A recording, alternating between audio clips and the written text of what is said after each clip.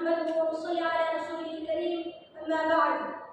My dear audience, respected ulama and judges, Assalamu alaikum wa rahmatullahi wa barakatuh. The image of dignity and grace, a handsome, pleasant, well-spoken man with a toasting physique and bright, sharp eyes. These were the physical good looks of the man whom the Prophet Muhammad sallallahu alayhi wa sallam said, every ummah has a trustee. The trustee of my ummah is Abu Ubaidah bin al-Jarrah radiallahu anhu, and that is my hero. By character and nature, he was very humble and modest. Among his friends, he was gentle and soft as silk. When it came to war, he was as hard as iron. During the battle of Uhud, he lost his two front teeth. It was within this battle that two of the iron rings of the Prophet Muhammad sallallahu alaihi wasallam's helmet pierced his left head. Hazrat Abu Ubaidah bin al-Jarrah radiallahu anhu pulled them out with his teeth. His integrity and honesty was unparalleled even among his companions of the Holy Prophet Muhammad sallallahu alaihi wasallam. Hazrat Abdullah ibn Umar radiallahu anhu says that among the tribe of Quraysh, there were three people in whom manners and modesty excelled all others. They also had the gift of eloquence and gentle speech. In his opinion, the three people were Hazrat Abu Bakr Siddiq radiallahu anhu, Hazrat Uthman ibn Affan radiallahu anhu, and Hazrat Abu Ubaidah bin al-Jarrah radiallahu anhu. He wrote in the letter that he had some important business with him and he wanted him to make preparations and immediately set out for Medina Munawwara to meet him. He was not to delay. If the letter reached him in the morning, then he has to leave by the night.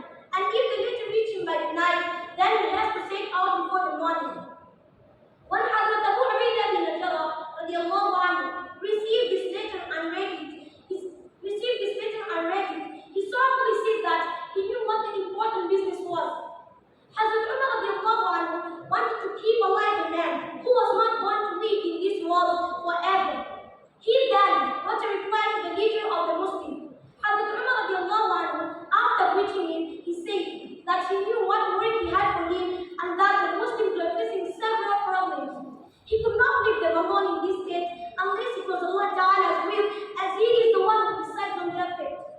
He appealed to Hazrat Umar radiallahu anhu to consider him helpless to obey his commands in this matter and requested him to give him the permission to stay with the Muslims. When Hazrat Umar radiallahu anhu received this letter and read it, his eyes brimmed with tears. The companions sitting around him were shocked to see this and asked if there was some tragic news. If the commander of the Muslims, Hazrat Abu Ubaidah bin al-Jarrah radiallahu anhu, was struck by the plague. Hazrat Umar radiallahu anhu's statement turned out to be true and correct. A few days later, Hazrat Abu Ubaidah bin al-Jarrah radiallahu anhu was struck by the plague.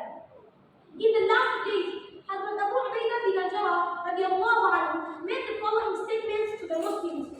Today, I am giving you some advice. If you accept it, you will find peace and security to your companions. Establish salah. Be regular in your prayers.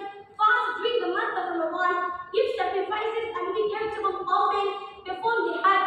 Perform the Umrah. Encourage people to do good actions. Never deceive your rulers. Wish your rulers well and be loyal to them. And be careful that you perform your duties and not be lost in the worldly pursuits. Listen carefully to what I have to say next. Even if a man gets to live 1,000 years, one day he will be in the same position in which you see me today. No one can escape death. My greetings of peace to all of you.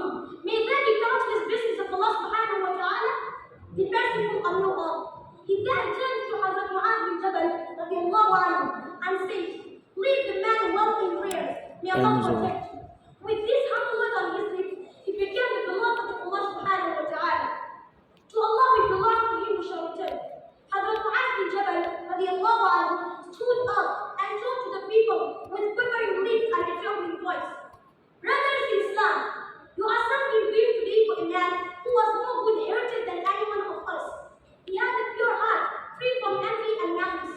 He was a man who was given the title Amirul Ummah, the hero of this nation.